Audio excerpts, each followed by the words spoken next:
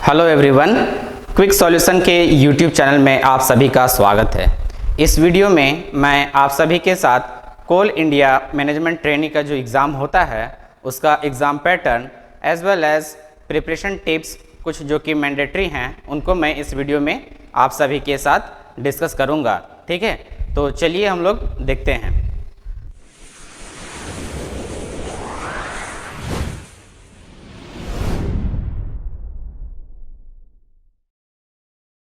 तो सबसे पहले अगर हम लोग बात करें कोल इंडिया मैनेजमेंट ट्रेनिंग के एग्ज़ाम के बारे में, ठीक है, तो यह एग्ज़ाम जो है कि कंप्यूटर बेस्ड होता है। यह एग्ज़ाम जो है आपका कंप्यूटर बेस्ड एग्ज़ाम होता है। ठीक है, इसमें टोटल जो है कि एग्ज़ाम्स एमसीक्यू क्वेश्चंस पूछे जाते हैं जो कि आपको आंसर करने होते हैं, और इसका जो एग्ज़ाम्स है बेसिकली वो 2 कैटेगरीज में होते हैं। ठीक है, सीबीटी जो एग्ज़ाम है कंप्यूटर बेस्ड जो एग्ज़ाम होता है वो 2 कैटेगरी में होता है। ठीक है, पहला जो कैटेगरी है वो है जनरल कैटेगरी। ठीक है, और you can say non domain category. ठीक है, पहला नॉन डोमेन कैटेगरी होता है और दूसरा जो है वो है एग्ज़ाम डोमेन कैटेगरी में, डोमेन कैटेगरी का। ठीक है, यानी सीबीटी टेस्ट जो है बेसिकली वो 2 पोर्शंस में कवर होते हैं, non domain category as well as domain category. Domain category में बेसिकली वो पोर्शन आते हैं जिस ब्रांच से आप जिस पोस्ट के लिए आप अपीयर कर रहे हैं, यानी अगर आप सिस्टम्स के लिए अपीयर कर रहे हैं तो आपको कंप्यूटर सेक्शंस के क्वेश्चन पूछे जाएंगे डोमेन्स में। इलेक्ट्रिकल इंजीनियरिंग के कर रहे हैं, इलेक्ट्रिकल के पूछे जाएंगे। मैकेनिकल इंजीनियरिंग के कर रहे हैं तो मैकेनिकल्स के क्वेश्चंस पूछे जाएंगे। ठीक है, तो इस तरह से जिस भी डोमेन में आप एग्ज़ाम अपीयर कर रहे होते हैं वो क्वेश्चन जो है बेसिकली डोमेन्स कैटेगरी में पूछे जाते हैं। नॉन डोमेन कैटेगरी यह जो है कि सारे कोई के लिए कॉमन्स होता है। इसमें भी जो है सब सेक्शंस डिवाइडेड हैं जिसके थ्रू क्वेश्चंस पूछा जाता है। तो टोटल क्वेश्चंस आपको पूछे जाएंगे कितने? 200 टोटल ऑब्जेक्टिव क्वेश्चन आपके होंगे 200, जिसमें से 100 क्वेश्चंस जो हैं आपको वो डोमेन कैटेगरी के होंगे और 100 ऑब्जेक्टिव क्वेश्चंस जो होंगे वो नॉन डोमेन कैटेगरी से होंगे। यानी टोटल क्वेश्चंस आपका पूछा जाएगा 200, जिसमें से 100 non domain category and 100 domain category से पूछे जाएंगे। टोटल टाइम ड्यूरेशन जो होगा वो आपका 3 आवर्स होगा। ठीक है, टोटल टाइम ड्यूरेशन कितने होंगे? 3 आवर्स के। तो इसमें से जो क्वेश्चंस हैं आपको सबसे पहले जो एग्ज़ाम आप अपीयर करेंगे वो आपका होगा नॉन डोमेन कैटेगरी से। सबसे पहला सेक्शन जो ओपन होगा नॉन डोमेन कैटेगरी का, उसके बाद आपका सेक्शन ओपन होगा डोमेन कैटेगरी में। ठीक है, तो अभी जो यहाँ पर 100 मार्क्स हैं नॉन डोमेन कैटेगरी में, उसको हम लोग देखते हैं कि 100 मार्क्स कहाँ कहाँ से पूछे जाएंगे। तो इसमें नॉन डोमेन कैटेगरी में जो पहला पोर्शंस है वो आपका बिलोंग करता है जनरल अवेयरनेस से। ठीक है,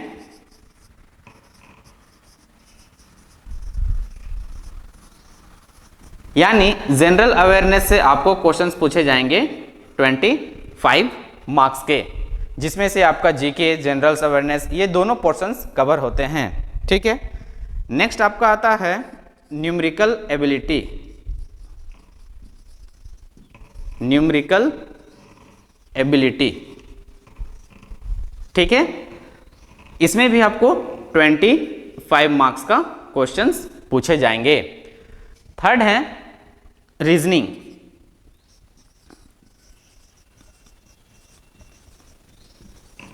रीजनिंग, ठीक है, यहां पर भी आपका 25 मार्क्स का क्वेश्चन पूछा जाएगा। फाइनली जो इसमें लास्ट सेक्शन होता है वो होता है जनरल इंग्लिश का। जनरल इंग्लिश, यहां भी जो है आपको टोटल 25 क्वेश्चंस पूछे जाएंगे। ठीक है, तो बेसिकली नॉन डोमेन सेक्शन में जो है नॉन डोमेन कैटेगरी में ये 4 पोर्शन कवर होते हैं। चारों आपका 25, 25, 25 एंड 25 मार्क्स के क्वेश्चंस पूछे जाते हैं। जनरल अवेयरनेस के लिए जो है आप प्रिपरेशन के लिए बेसिकली क्या कर सकते हैं, डेली आप न्यूज़पेपर्स में जो जनरल क्वेश्चंस होते हैं, न्यूज़पेपर्स में सेक्शंस होते हैं, उसको कवर कीजिए, या फिर आप कोई भी बुक्स को फॉलो कर सकते हैं जहां पर जनरल अवेयरनेस का डिस्क्रिप्शन मिलता है, क्वेश्चंस मिलते हैं।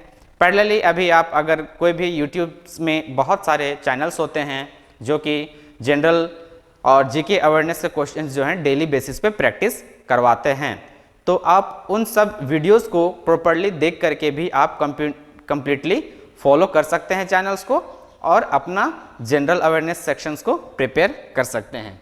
नेक्स्ट अगर हम लोग बात करें न्यूमेरिकल एबिलिटी सेक्शंस की, तो इसे जो है आपको न्यूमेरिकल क्वेश्चंस बेसिकली प्रैक्टिस करने होंगे, जो कि आपका बेसिकली प्रॉफिट लॉस या फिर डिस्टेंस, टाइम, ये सब जो पोर्शंस हैं, एपी, जीपी, इस तरह के जो पोर्शंस हैं, ठीक है, इन बेसिकली इन पोर्शंस से जो है कि क्वेश्चंस पूछे जाते हैं। अभी मैंने यहाँ पे कुछ ही टॉपिक्स के नाम लिए हैं, न्यूमेरिकल एबिलिटी में और भी जो बाकी टॉपिक्स होते हैं वहाँ से भी क्वेश्चन पूछा जा सकता है।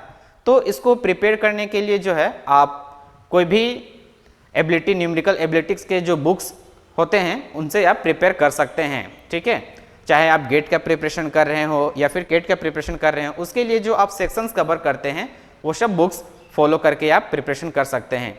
तो मैं ऑलवेज प्रेफर करता हूं कि आप आर.एस. अग्रवाल का जो है कि न्यूमेरिकल एबिलिटी का बुक्स को आप प्रेफर कर सकते हैं, क्योंकि वहां बहुत ही प्रॉपर तरीके से क्वेश्चंस दिए हुए होते हैं। लिंक मैंने डिस्क्रिप्शन पर भी दे दिया है बुक का, आप उसको रेफर कर सकते हैं। पैरेलली नेक्स्ट है आपका रीजनिंग का सेक्शन, इसको भी आपको प्रैक्टिस करने होंगे, डिफरेंट रीजनिंग क्वेश्चंस, ठीक है, सीरीज का क्वेश्चंस होते हैं। उसी तरह से आपको कुछ डायग्राम क्वेश्चन सॉल्व करने होंगे, डायग्राम बेसिक क्वेश्चंस जो है कि होते हैं। आपको ये सब क्वेश्चन को टेक केयर इस रीजनिंग पोर्शन में करना होगा, ठीक है।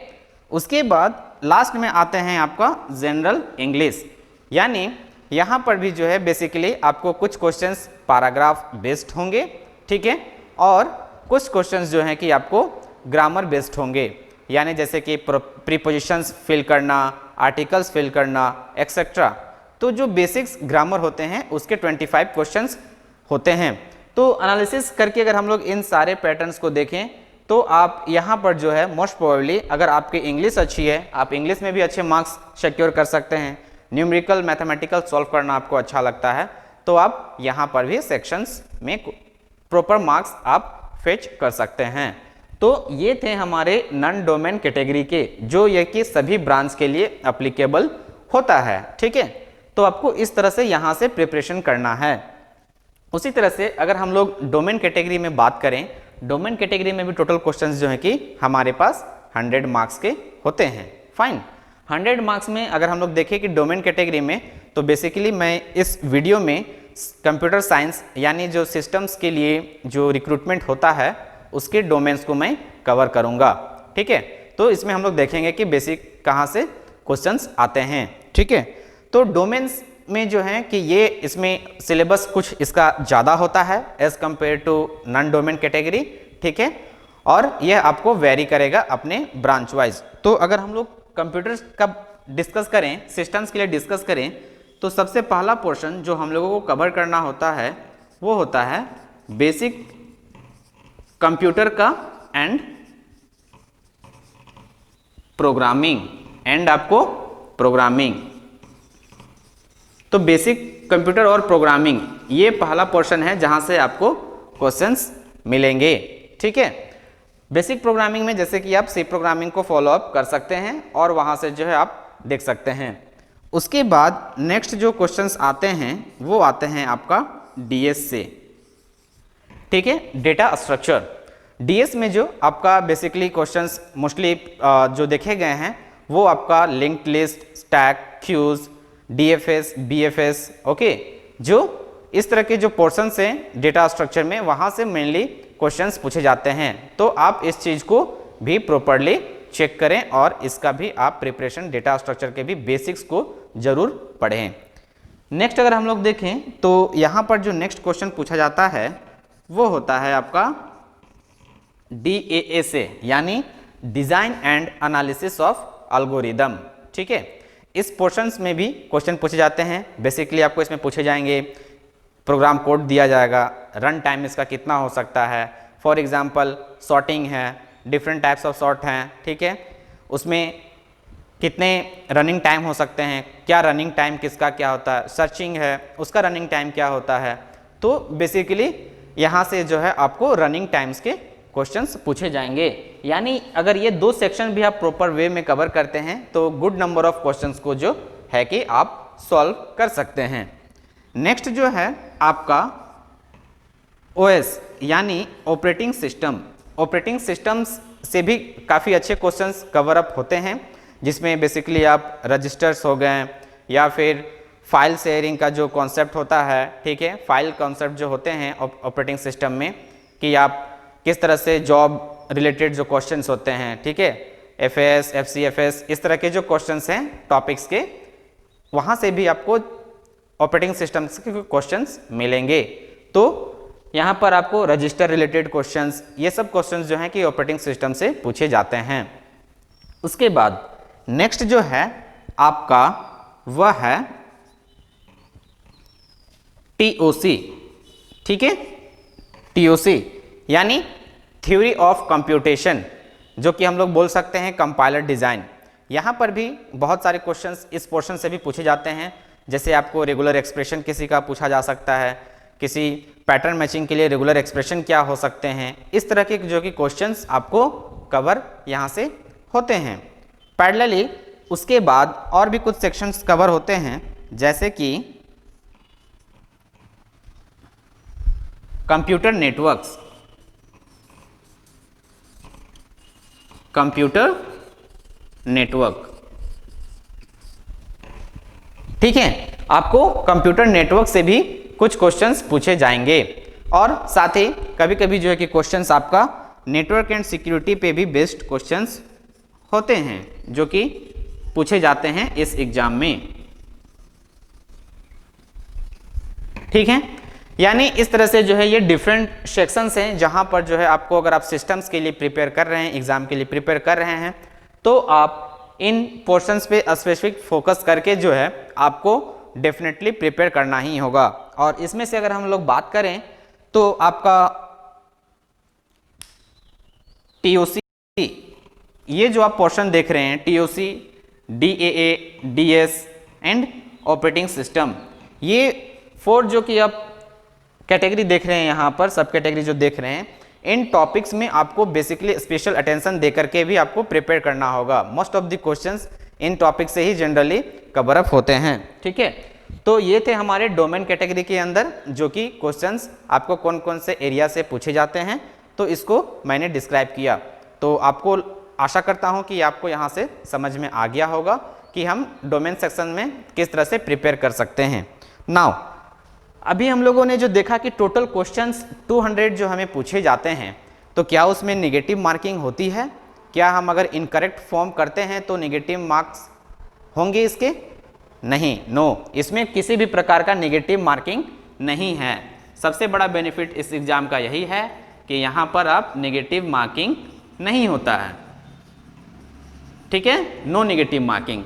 यानी अगर आपको जो क्वेश्चंस लग रहे हैं, अगर आप 100% श्योर भी नहीं हैं कि इसका आंसर यही होगा, एंड इनकेस आपको लग रहा है कि हाँ ये आंसर हो सकता है, तो आप उसको जरूर से जरूर उसको टिक करें, मैंडेटरी करें, उसके बाद ही आपको आगे बढ़ना है। सो दैट कि आप अगर इनकेस आप टिक करते हैं और वो आंसर सही हो जाता है तो आपको वैसे मार्क्स मिल जाएंगे डेफिनेटली, ठीक है।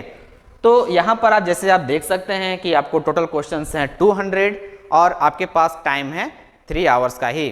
तो इसमें बेस्ट टिप्स क्या होते हैं कि आप क्वेश्चंस को पढ़ते जाएं, किसी भी क्वेश्चंस में ज़्यादा टाइम आप ना व्यतीत करें, ना वेस्ट करें। अगर आपसे कोई क्वेश्चन आप सॉल्व कर रहे हैं, फॉर एग्जांपल अगर मैं मैथमेटिक्स से कोई क्वेश्चन सॉल्व कर रहा हूँ, किसी क्वेश्चन को सॉल्व करते करते मैं कॉन्फिडेंट में हूँ कि ये पोर्शन का मैं क्वेश्चन सॉल्व कर सकता हूँ, बट इनकेस आप देख रहे हैं कि आपके पास ज़्यादा टाइम लग रहा है, तो आप उस क्वेश्चन को एक रफली एस्टिमेट करके आंसर करें या फिर उसको स्किप करके आप नेक्स्ट क्वेश्चन में चले जाएं, सो दैट आपका टाइम वेस्ट ना हो और आप टोटल नॉन डोमेन सेक्शन में भी 100 क्वेश्चंस को अटेम्प्ट करें, डोमेन सेक्शन में भी आप 100 क्वेश्चन को अटेम्प्ट कर सकते हैं।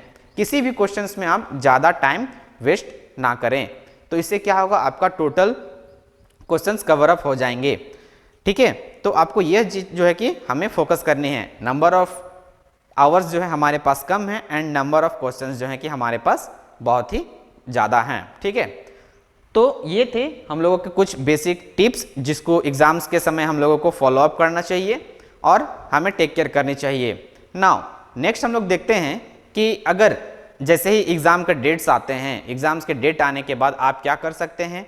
बहुत सारे इंस्टीट्यूट्स जो हैं कि वो अपना टेस्ट सीरीज़ पैटर्न फॉलो करते हैं। ठीक है, तो आप क्या कर सकते हैं, कोई भी टेस्ट सीरीज़ को आप ज्वाइन कीजिए, ज्वाइन करके जो है आप उसको प्रैक्टिस कर सकते हैं, उनके क्वेश्चंस को एग्ज़ाम को अपीयर कर सकते हैं, ताकि ऑन हैंड ऑन टाइम आप देख सकते हैं कि आपका प्रिपरेशन किस लेवल पे चल रहा है, कौन सा सेक्शन है जहाँ पे आपको कठिनाइयाँ हो रही हैं, प्रॉब्लम हो रही है क्वेश्चन को सॉल्व करने के लिए। तो आप उस क्वेश्चन को जो है उस एग्ज़ाम में या फिर आप उस एग्ज़ाम को अपीयर करने के बाद आप दोबारा उस सेक्शन को कवर अप कर सकते हैं और कवर अप करके उसे भी आप पूरी अच्छी तरह से प्रिपेयर कर सकते हैं।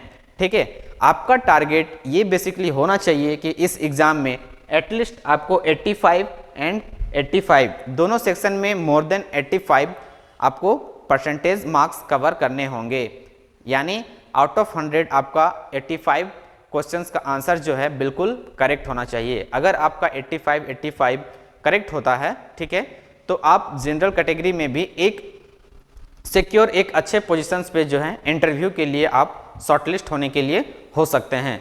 साथ ही आप कैटेगरी वाइज भी इसका बहुत सारे होते हैं कि इतने मिनिमम मार्क्स क्वालिफाई करने के लिए होने चाहिए।